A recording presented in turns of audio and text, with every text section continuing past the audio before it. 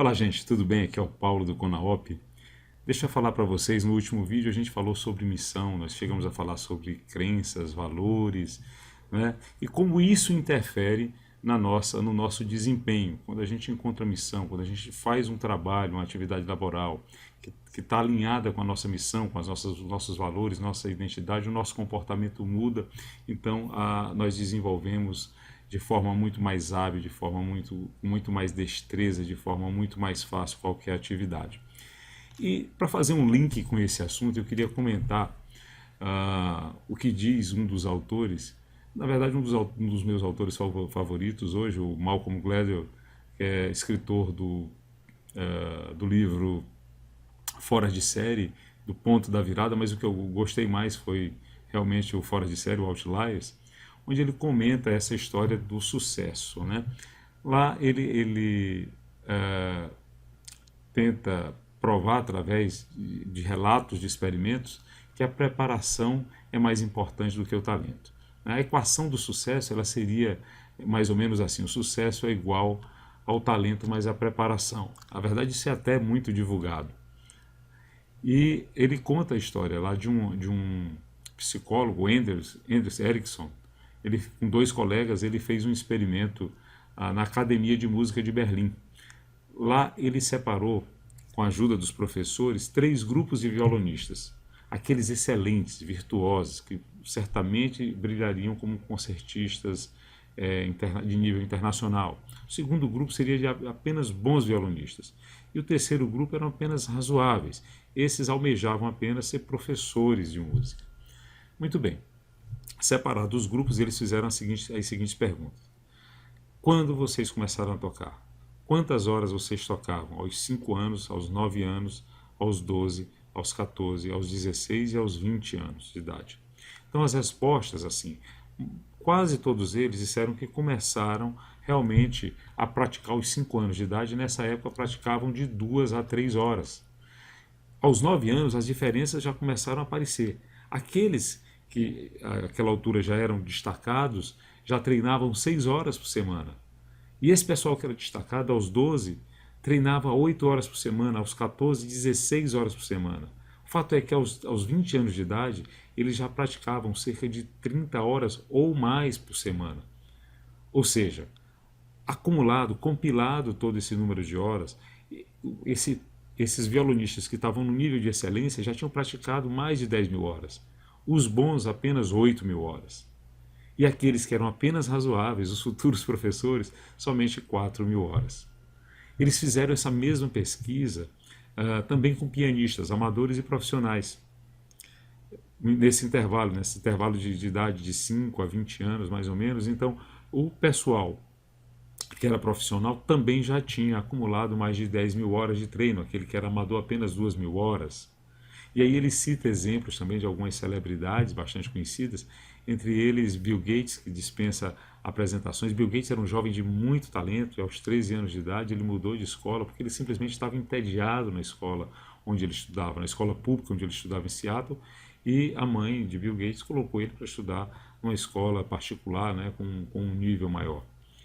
Então lá ele teve a oportunidade, ele foi apresentado aos computadores em 1968, a computadores de última geração, que seriam terminais de mainframes, terminais de tempo compartilhado, porque até então os computadores eram bastante arcaicos, né? A entrada de dados era feita por cartão perfurado, então era muito difícil, era muito chato programar, era difícil alguém até se tornar um expert naquele negócio ali. Mas ele já ingressou e se interessou por aquele assunto.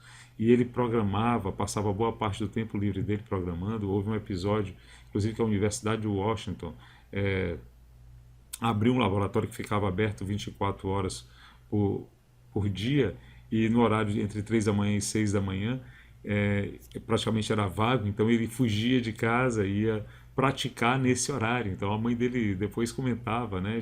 Agora, depois desse episódio, ela descobriu por que ele tinha muita dificuldade para acordar. Ele passava muito tempo treinando. O fato é que até ele entrar em Harvard, dos 13 aos 21 anos de idade, lá pelo segundo ano no curso em Harvard, ele já tinha treinado bem mais de 10 mil horas de programação. Outro gênio da programação é Bill Joy. Bill Joy foi o criador do sistema Unix, escreveu muitos dos códigos ainda hoje usados pela internet, o próprio código do Java, foi o fundador da Sun Microsystems, enfim. Bill Joy teve uma história semelhante, um gênio, só que ele era mais ligado, gostava mais de ciência, de matemática. Quando ele entrou na Universidade de Michigan, por volta dos 17 anos, adivinha só o que foi que aconteceu.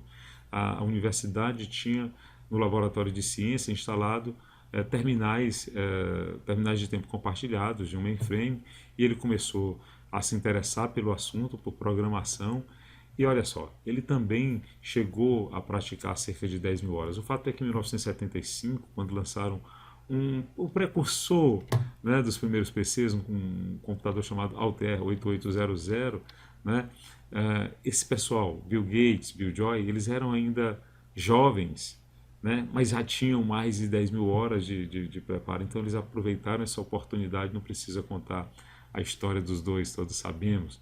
Uma outra celebridade, ou um grupo de celebridades, o grupo os Beatles, né? Os Beatles tocavam em Liverpool, em pequenas apresentações, cerca de 1 hora as apresentações, mas em determinada oportunidade eles foram convidados a tocar em Hamburgo, na Alemanha, na cidade de Hamburgo. Só que lá era uma profusão de bares até de striptease, onde eles tinham que tocar 5 ou mais horas por dia. E lá eles tinham que tocar de tudo, covers de outras bandas. Chegaram a tocar, imagina só, os Beatles tocaram jazz, né? Muito bacana isso, né? O fato é, gente, que entre o começo da banda e quando eles estouraram em 1964, lá se foram 10 anos, e eles tinham tocado mais de 1.200 vezes, tinham se apresentado mais de 1.200 vezes, tinham acumulado mais de 10 mil horas de treino. John Lennon, inclusive, quando o grupo acabou, chegou a comentar isso, né? Quanto foi importante essa temporada em Hamburgo, porque lá eles adquiriram resistência, eles tinham que tocar muitas horas, tinham que tocar muitos estilos, então eles melhoraram e ficaram muito mais confiantes. Então, 10 mil horas, né?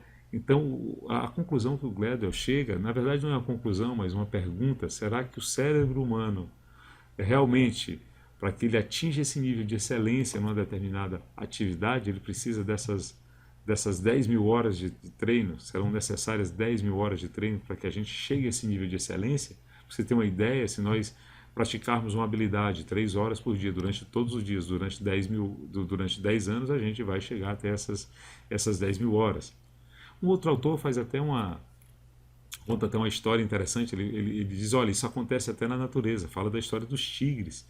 Os tigres, eles são predadores por excelência, né? Talvez um dos melhores predadores na natureza, um dos mais eficientes predadores na natureza. Então o tigrinho, quando ele é filhotinho lá, ele dorme cerca de 10 horas, 14 horas, ele fica lutando entre eles, lutando ali com a mãe. Na verdade, eles estão aprendendo, aquela brincadeira ali é um aprendizado. Caçam pequenos animais, lagartos, e passam boa parte do tempo também observando os pais, o adulto caçar, né? Então ele aprende por observação também. O engraçado é que ele deixa a mãe por volta dos 2 anos de idade, né? Então ele passou aí, ó, se a gente fizer as contas, ele passa 14 horas nessa atividade. Ele deixa com 2 anos, 2 vezes 365 vezes 14, aproximadamente 10.200 horas. Ou seja, novamente a gente chega nesse patamar. 10 mil horas para se tornar excelente em alguma coisa. Será que é assim mesmo? Bom, fica a reflexão para vocês. Mas é interessante a pesquisa do Gladwell. Pessoal, se vocês gostaram desse vídeo, deixa aqui um comentário, compartilhem. Se ainda não se inscreveram no Conaop, vão lá no www.conaop.com.br. Daqui uns dias tem uma surpresa para vocês no site, tá bom? Gente, um grande abraço, até a próxima.